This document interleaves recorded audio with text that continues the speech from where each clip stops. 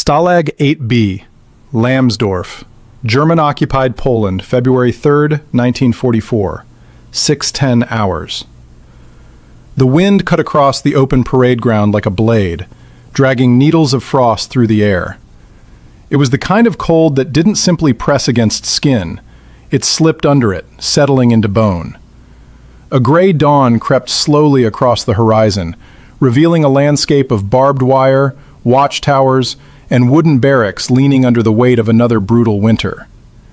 Into this world of ice and smoke stumbled the newest column of prisoners of war.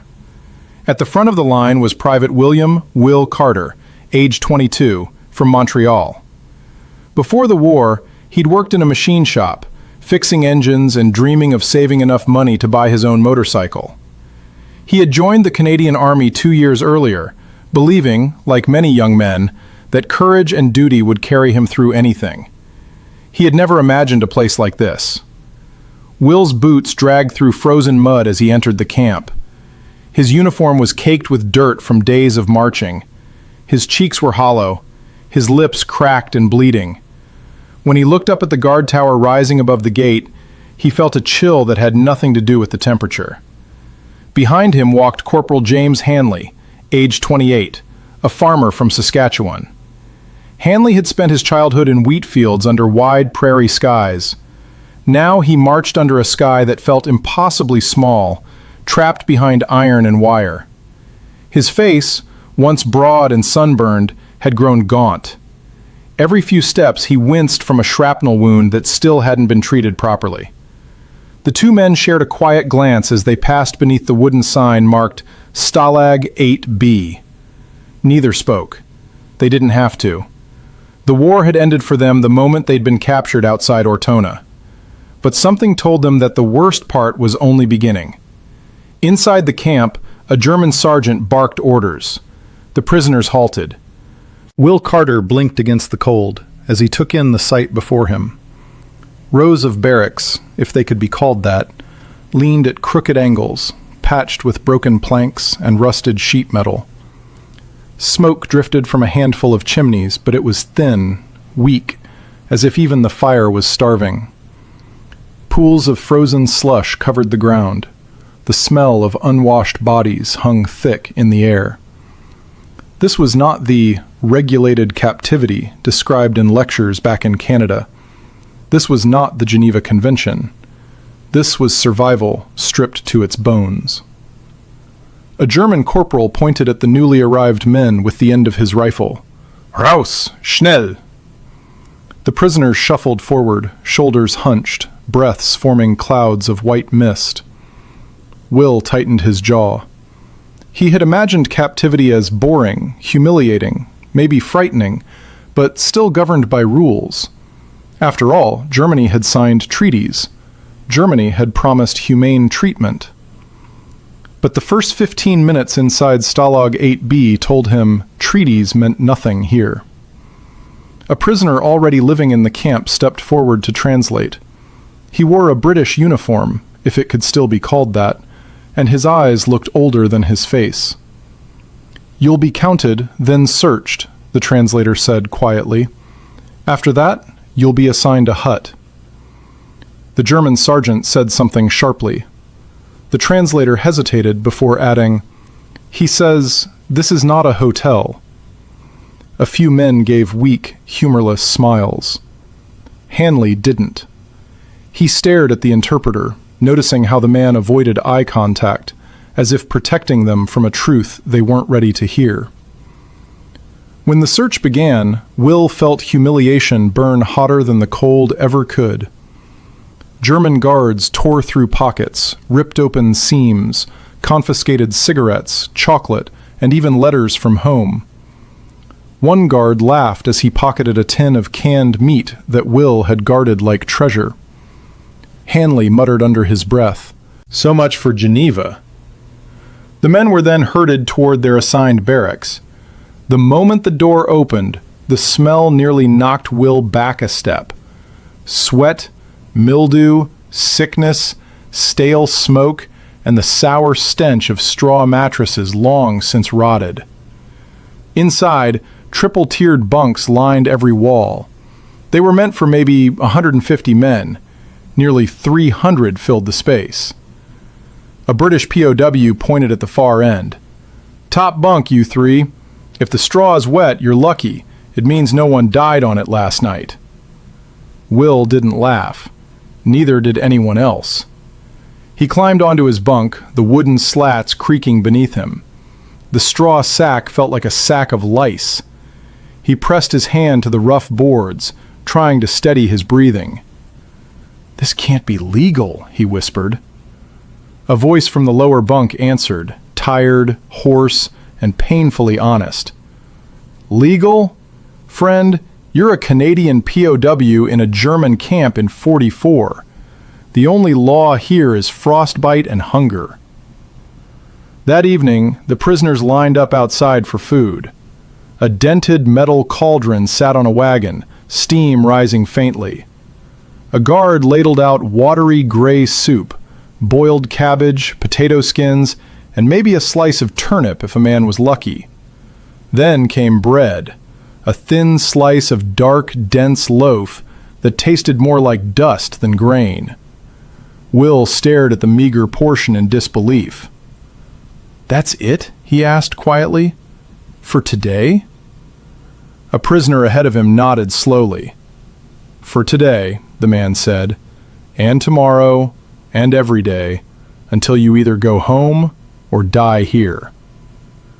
Will swallowed, feeling a weight settle deep inside him. He had survived the front lines. He had survived being captured. But as he lay down on his infested straw bunk that night, listening to coughing and muffled groans echo through the barracks, he realized something he had never imagined.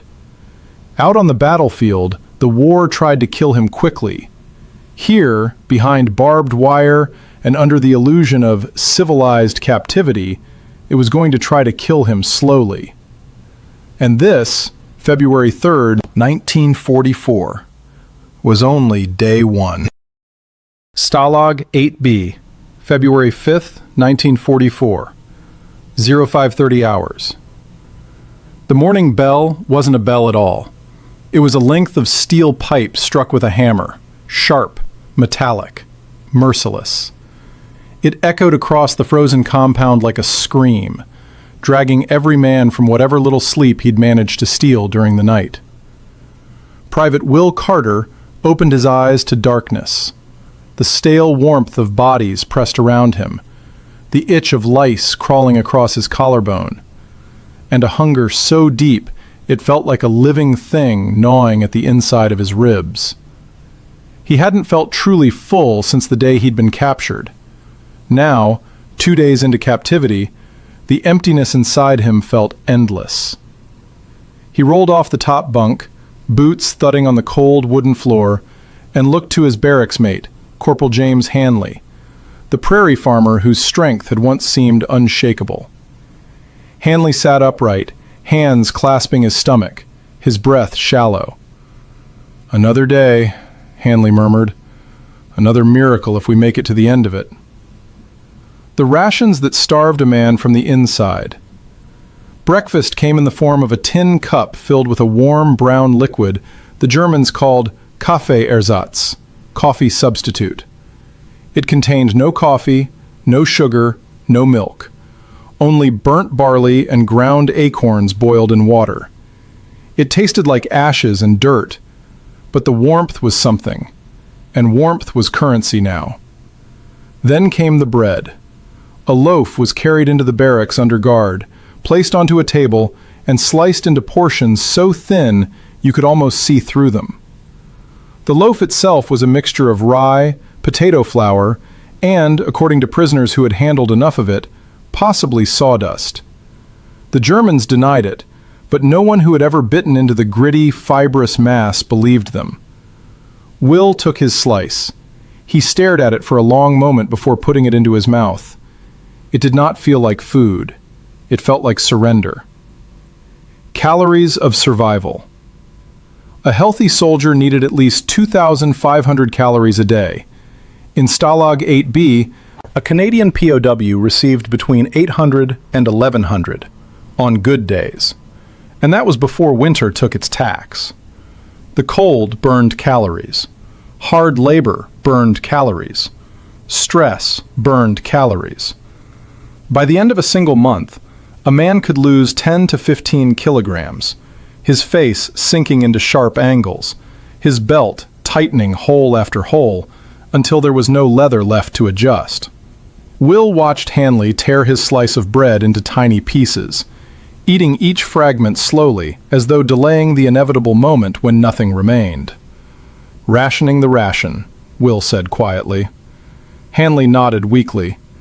"If you eat it too fast," he whispered, "your stomach starts screaming before noon." The soup that wasn't soup.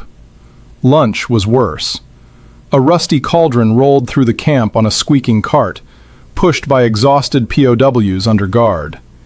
Inside it, cabbage leaves boiled to mush, potato peels, turnip rinds, water that tasted faintly of rust and earth. The Germans called it soup. The prisoners called it the shadow of vegetables. On rare occasions, a sliver of carrot floated to the surface like a miracle. Men would fight for it, not with fists, but with eyes, hoping they'd be the lucky one. When Will dipped his tin into the cauldron, the liquid sloshed thinly. He counted 2 flakes of cabbage. Today was a good day. What happened to the Red Cross parcels? Before deployment, every Canadian soldier had been told the same reassuring thing. If captured, you'll receive Red Cross parcels. Food, chocolate, cigarettes, even tinned meat. You won't starve. And yet in Stalag 8B, the Red Cross parcels never came. Why? German trains were bombed by Allied aircraft. Parcels were lost in transit. Some were stored for German use. Some were opened and looted. Some simply vanished into the labyrinth of Nazi logistics. Occasionally, the camp distributed parcels, but only 1 box per 4 or 5 prisoners, forcing men to share a can of Spam or a bar of chocolate the size of a matchbox. Will had not tasted sugar in weeks. Hanley had not eaten meat in a month. Every time a rumor swept through the camp, "Parcels on the way," the men would crowd near the wire, hoping to see the Red Cross truck rumbling in. Most days, nothing came. Hope starved too. When hunger changed men. It wasn't just the body that withered. Hunger rearranged a man's mind.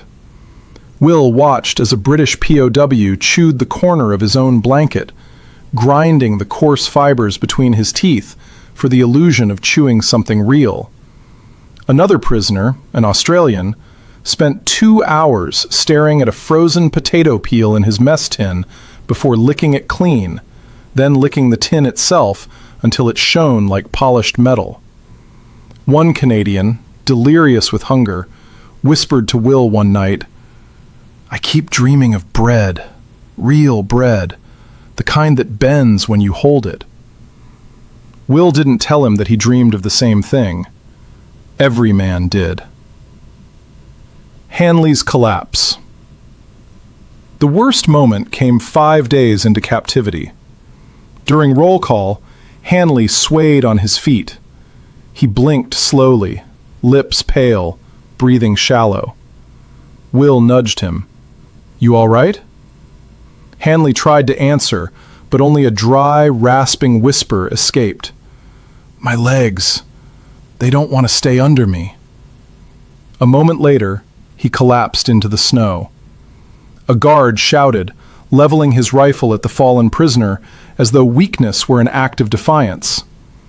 Will knelt beside his friend, hands shaking, not from cold, but from fear that a single wrong move could end Hanley's life. 2 POWs lifted Hanley under the guard's glare and hauled him back to the barracks. All Will could do was watch as his friend, once strong enough to lift sacks of grain with ease, now struggled to hold himself upright against the wooden bunk. Hunger had made a mockery of him, and of them all. The slow death inside the wire. By the end of February, Will could count every rib in his chest. His cheeks had sunk in. His belt was cinched to the last notch. One evening, an older British sergeant spoke quietly in the dim light of the barracks stove. "Starvation is the camp's first commandant.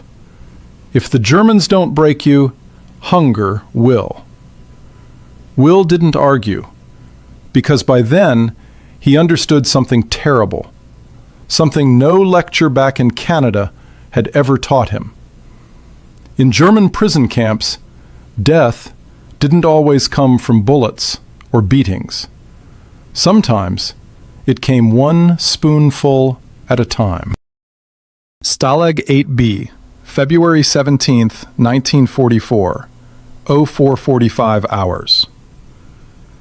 Before the first light touched the snow-covered roofs of the barracks, the prisoners awoke to a sound more terrifying than gunfire: the hacking, choking cough of men whose lungs were slowly surrendering to sickness. Private Will Carter sat upright on his bunk, throat raw, breath misting in front of him. The temperature inside the wooden hut was barely above freezing. Frost clung to the inside of the window like white mold. The air smelled of damp wool, sickness, and the sour odor of unwashed bodies. He pulled the thin blanket tighter around his shoulders. It didn't help. Nothing ever helped. From the bunk below, Corporal James Hanley stirred with a groan. "The fire went out again," Hanley whispered, his voice a painful rasp. "It didn't last the night." Of course it hadn't. The stove was an old iron drum, patched with rust and dents. It burned wet wood the prisoners scavenged from around the camp, wood that hissed, smoked, and gave more fumes than heat. The Germans rationed firewood the way they rationed everything: as little as possible and never enough. The winter that bit harder than the guards. Stalag 8B sat on an open plain in Silesia, exposed to winter winds that came screaming down from the Sudeten mountains. Temperatures dropped to minus 20 degrees Celsius, sometimes minus 30 degrees Celsius at night. For men with proper coats, boots, gloves, and enough food, it would have been miserable. For prisoners, exhausted, starving, and clothed in rags, it was lethal. Every morning, when the guards stormed in to conduct roll call, men had to stand outside for 20, 30, sometimes 60 minutes, motionless, boots frozen to the ground. Some collapsed. Some shook uncontrollably. A few simply stood there silently, unable to speak, their lips blue, their eyes glassy. Will stood among them, his fingers numb, his stomach hollow, his knees trembling. He watched as ice crystals formed on the eyelashes of the man next to him. When the guard shouted, no one protested. They didn't have the strength to argue. Hanley leaned heavily on Will's shoulder. "If we stay out here any longer," he breathed, "my toes are done for." Will didn't answer. He didn't trust his voice not to break. The barracks, breeding grounds for disease. When the roll call ended, the men shuffled back into the barracks, dragging the cold inside with them. The wooden hut was crowded with 200 to 300 prisoners, far beyond capacity. Bunks were stacked 3 high. There was no insulation, no medicine, no clean water. The stench of damp straw and human misery saturated the air. And in the darkness, another enemy thrived: lice. Not a few, not dozens, thousands.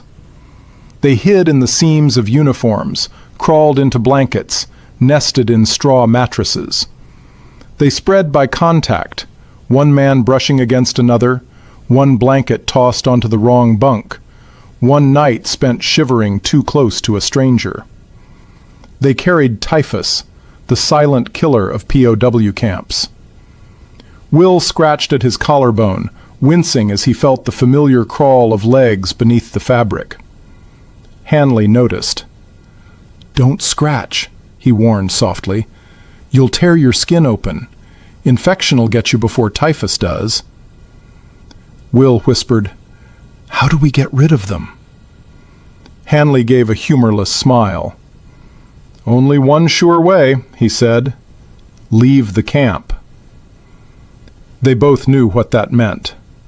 Either through liberation, unlikely, or through death, far more common. The sick bay, a place to avoid. In theory, there was a medical hut. In reality, it was a place men feared more than the barracks. The infirmary was nothing more than a drafty shack where the sick lay on bare boards. There were no antibiotics, no adequate food, no heating. Men who entered often never came out. During inspections, prisoners would hide their fevers, suppress their coughs, and stand as straight as possible, not to show strength, but to avoid being selected for the infirmary. One evening, a young Canadian named David McAllister, just 19, collapsed near the latrine.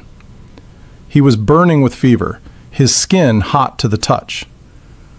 The Germans dragged him away, ignoring the men shouting his name. He was never seen again.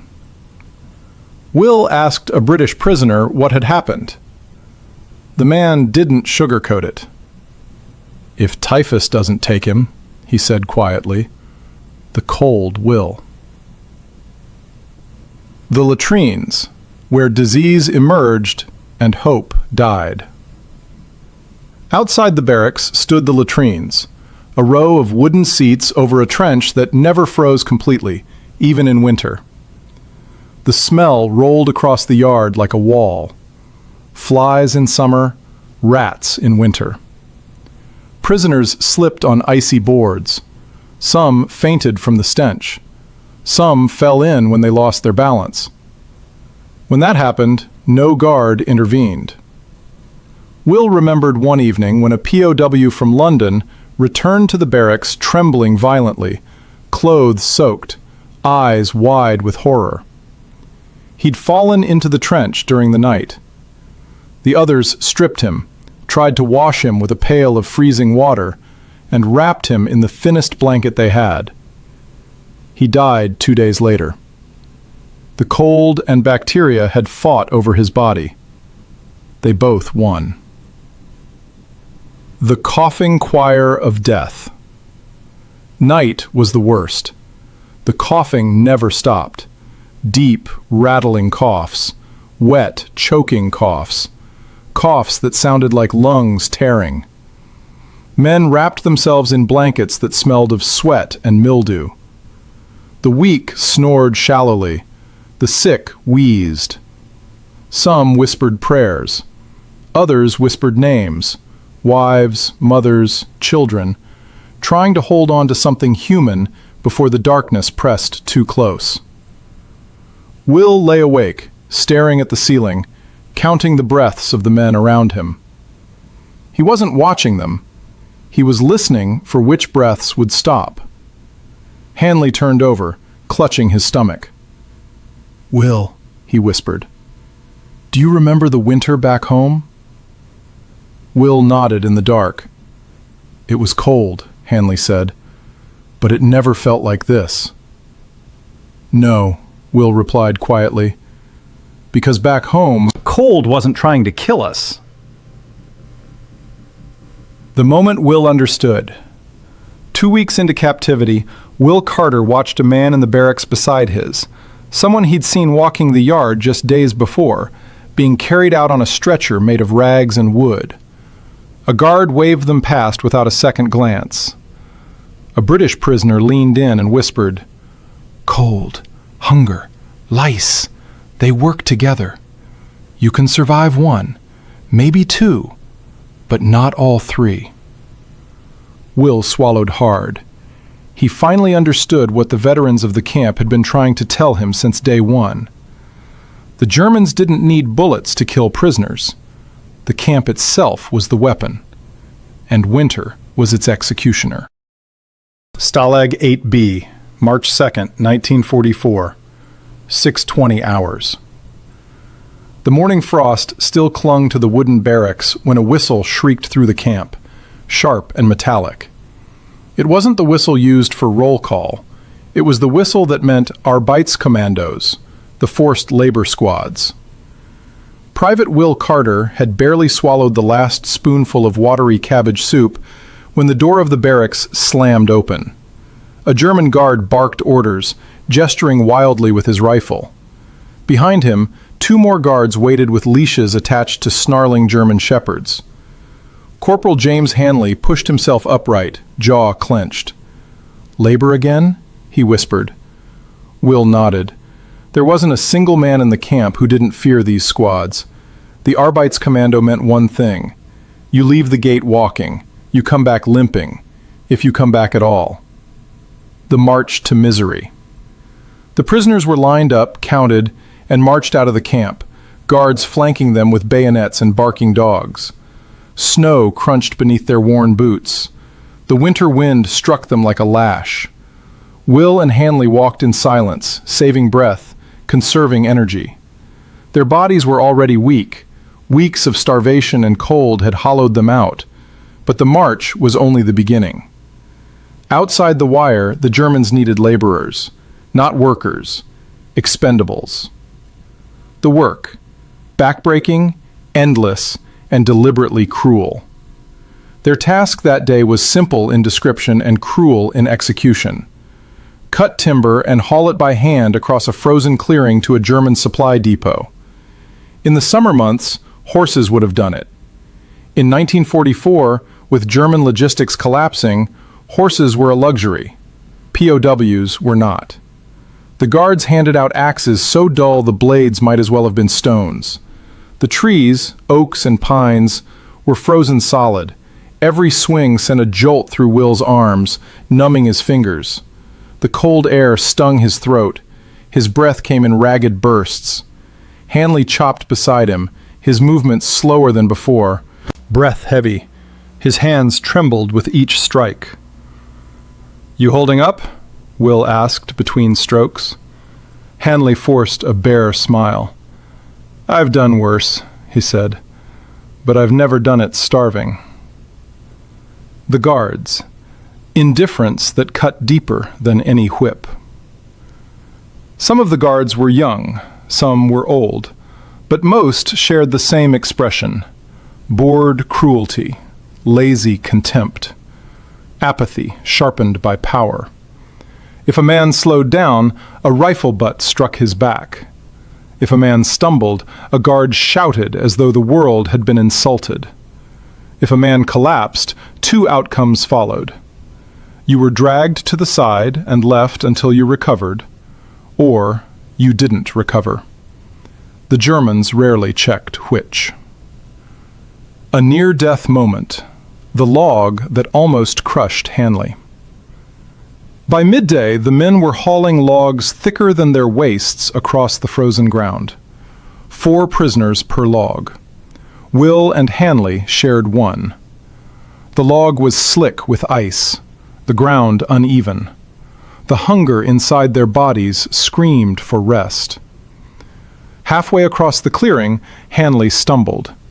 His foot slipped, his grip failed, and the massive log tipped to one side, straight toward him. "Hanley!" Will shouted, lunging forward. The guard nearest them didn't move. He simply watched. Will jammed his shoulder under the falling log, letting its full weight crash onto him. The impact sent a bolt of agony down his spine.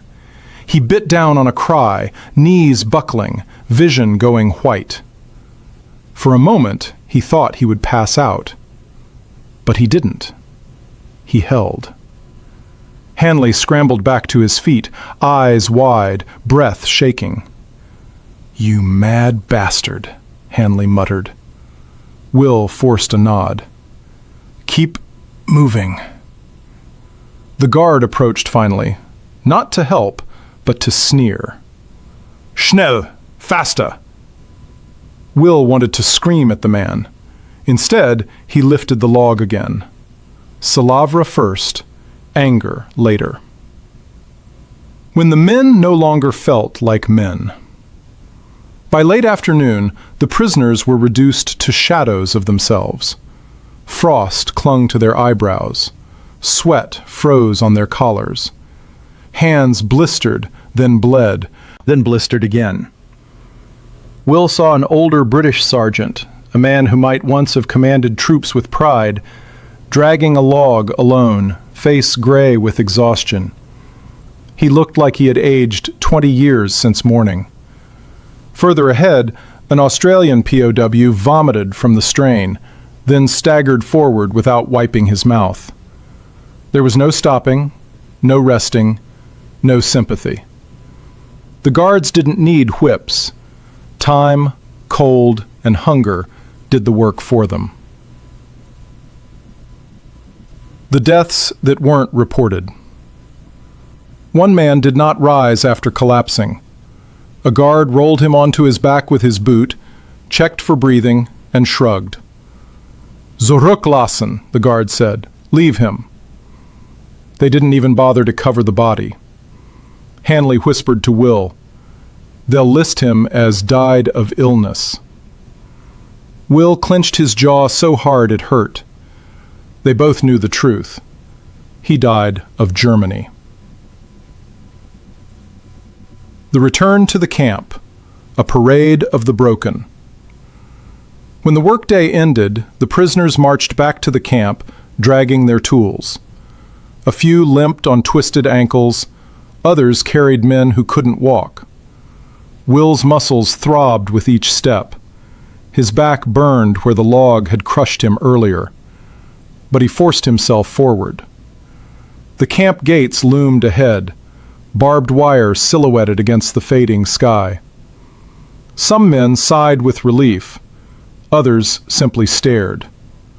The wire meant safety from the guards, but not from the hunger, or the cold, or the lice, or the sickness waiting inside. As they crossed the gate, the same British prisoner from earlier muttered, "Welcome home, lads. Another day survived." Another day. Another miracle. A man can only break once. That night, as Will lay on his straw mattress, every muscle in his body screaming, Hanley spoke quietly in the darkness. "You know, Will, back home a man breaks once. You lose your job, lose your wife, lose your pride, but there's still something left." He paused, voice trembling. "But here, the camp breaks you every day. It chips at you, little pieces. Your strength, your hunger, your hope. And one day you look in the mirror and there's nothing left you recognize." Will didn't respond, because he knew Hanley was right. In the wooden darkness of Stalag 8B, with the wind howling through the cracks and the lice crawling through their clothes, Will realized something terrifying. On the battlefield, death had been a single moment. In the labor commandos, it was a slow process, a dismantling of the human spirit, one swing of the axe at a time. And the winter wasn't over yet. Stalag 8B, March 19th, 1944, 22:40 hours.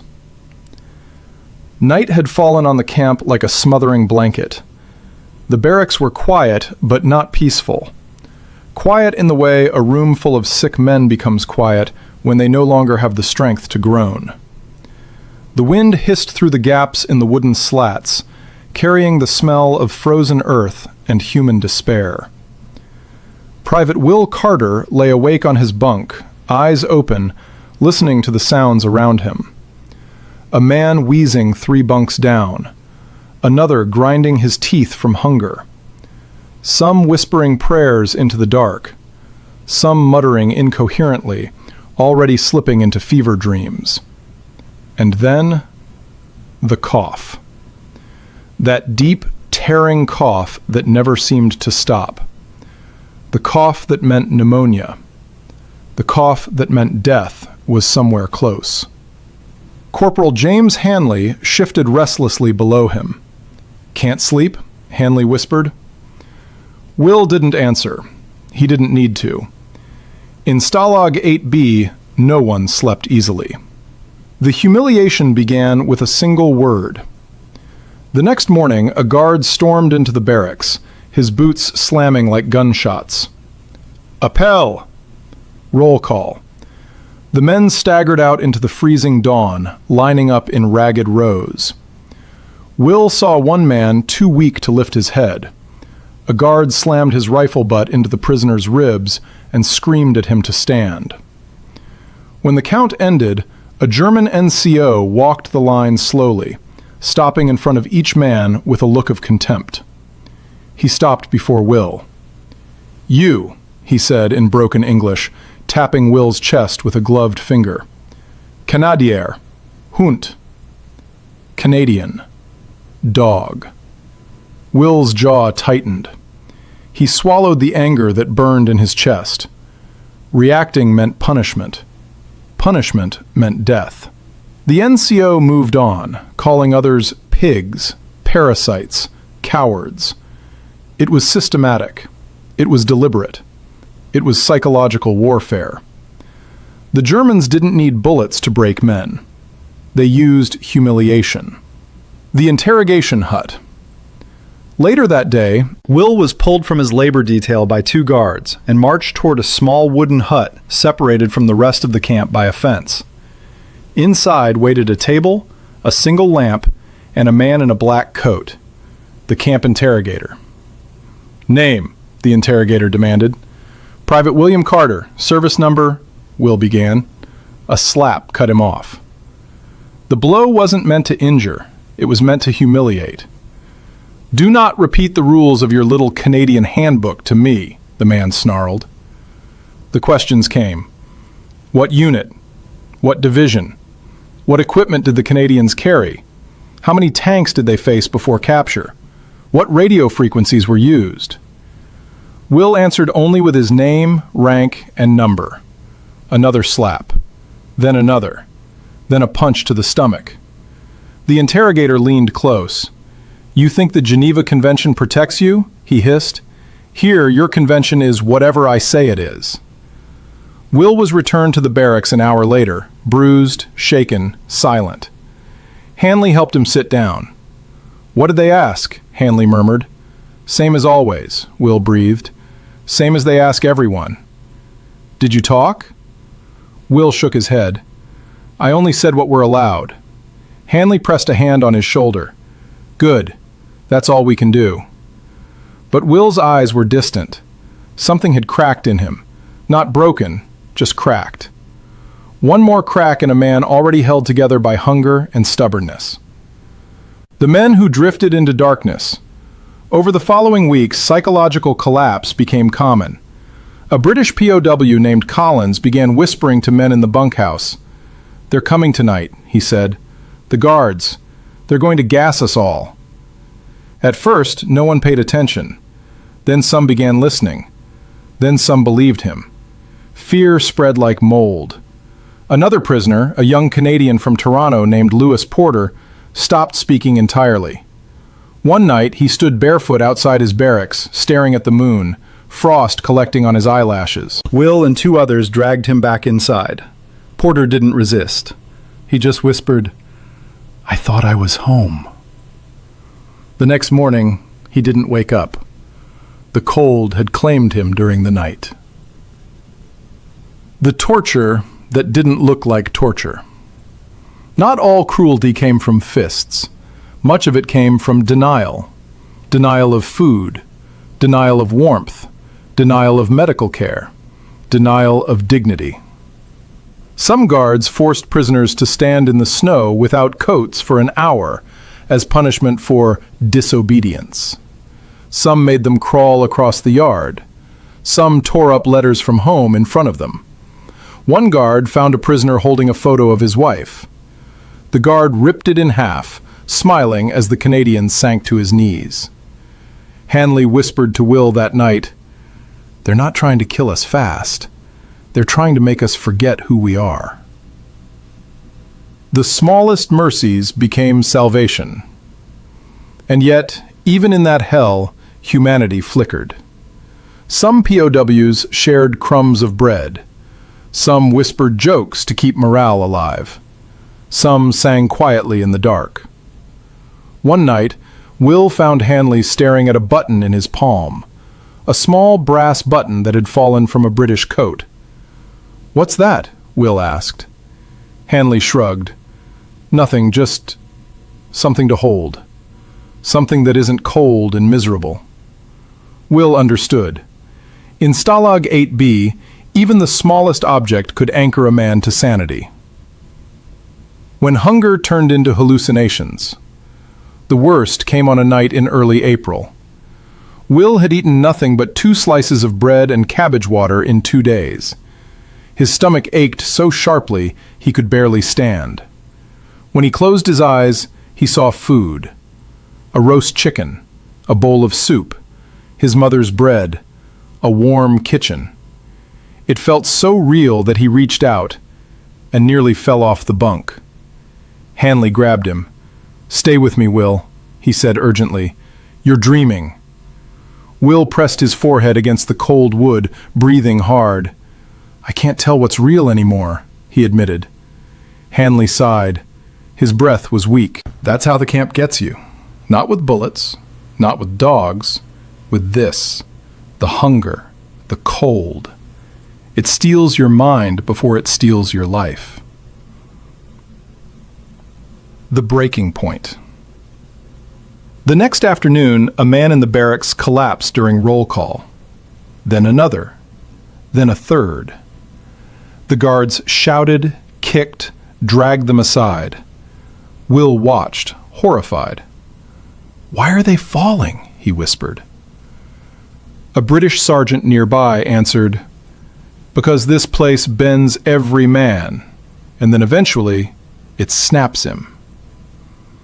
Will closed his eyes. He knew he was closer to that edge than he wanted to admit. The war outside the wire had ended for him the day he was captured.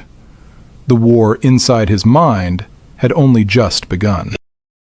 Stalag 8B, January 22nd, 1945, 3:10 hours. The night the guards fled, no one in the camp celebrated. There were no cheers, no shouts of joy, no rush toward the gate. There was only silence.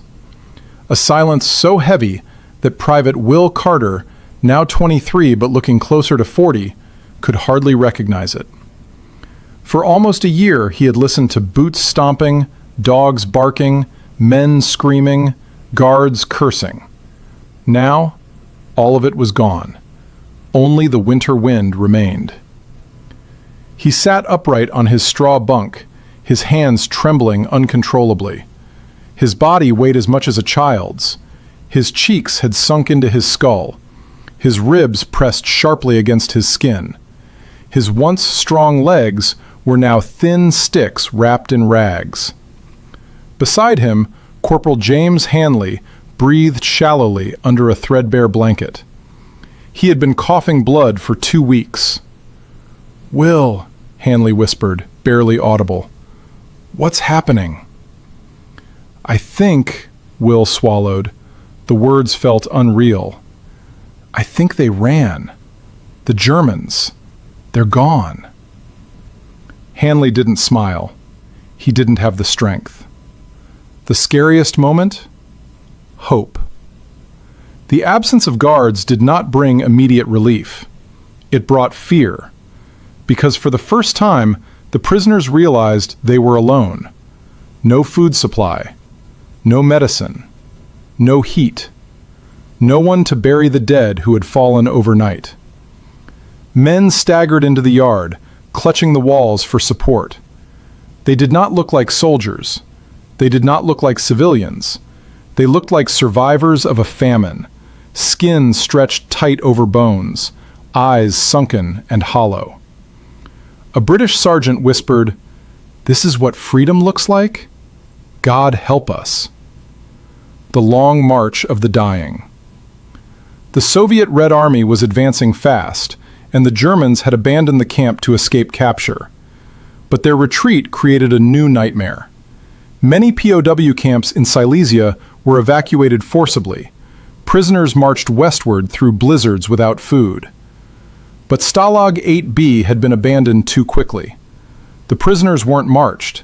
They were simply left to fend for themselves. Some attempted to walk toward Soviet lines. Some tried to find food in nearby villages. Most could barely stand, let alone march.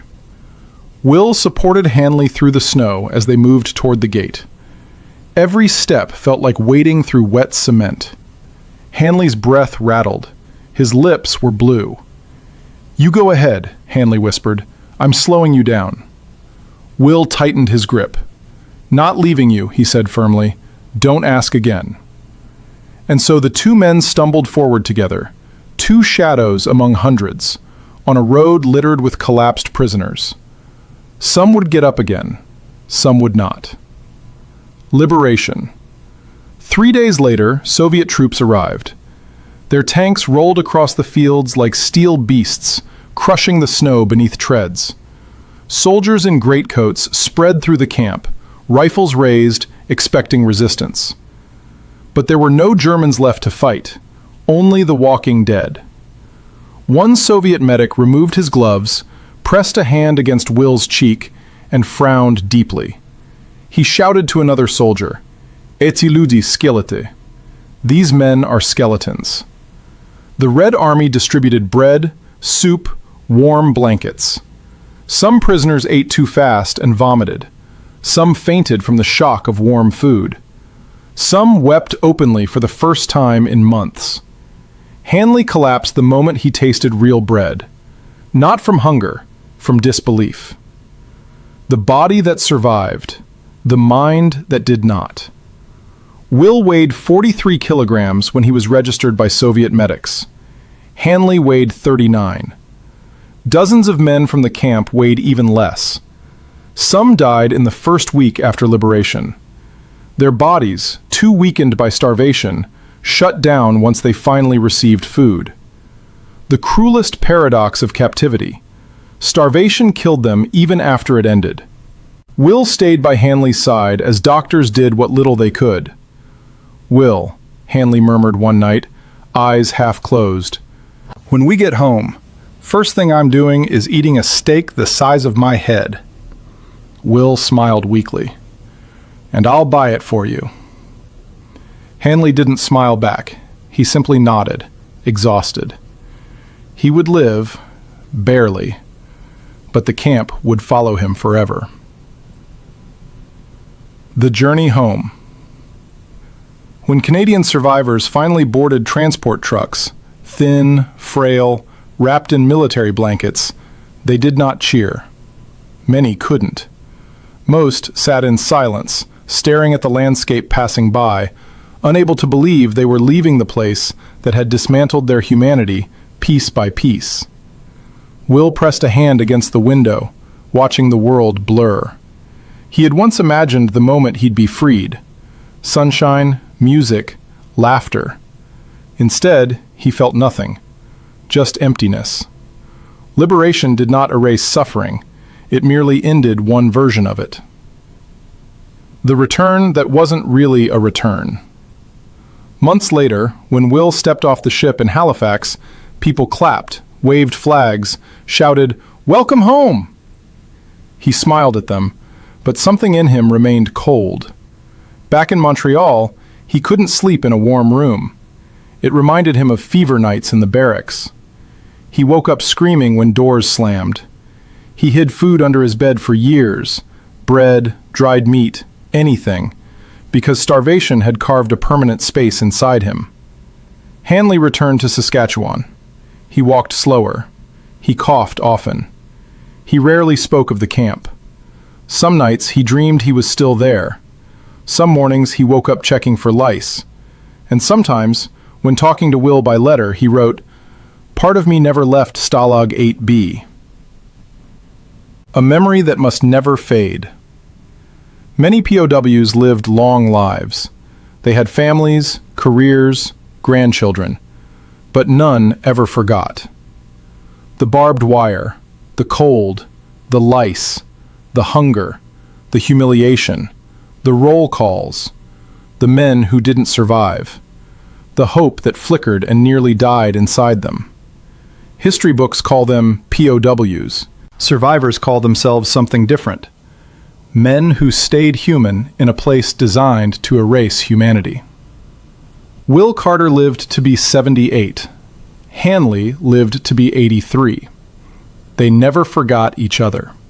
And they never forgot the camp. When Will was asked near the end of his life what kept him alive, he said, "It wasn't hope. It wasn't strength.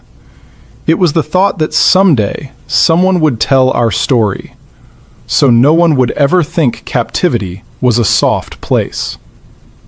And that is why stories like theirs matter, because the suffering of Canadian POWs in German camps was not an accident of war. It was a system, cold, deliberate, cruel. And if their voices fade, the lessons fade with them.